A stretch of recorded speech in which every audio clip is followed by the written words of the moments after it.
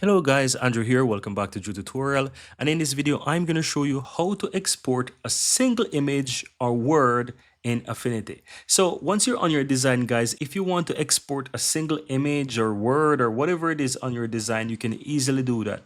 So let's say I want to export this A right here.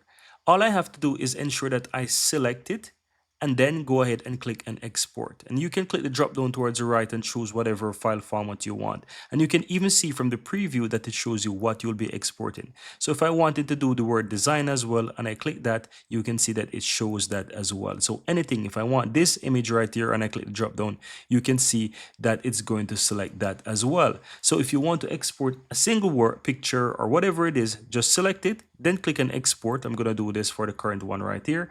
And you will see that it's going to allow me now to save that current image. I'm going to just press something here and just click and save. And you will see it's going to export that single image as I had right here. And that's pretty much it, guys. Very easy and very simple.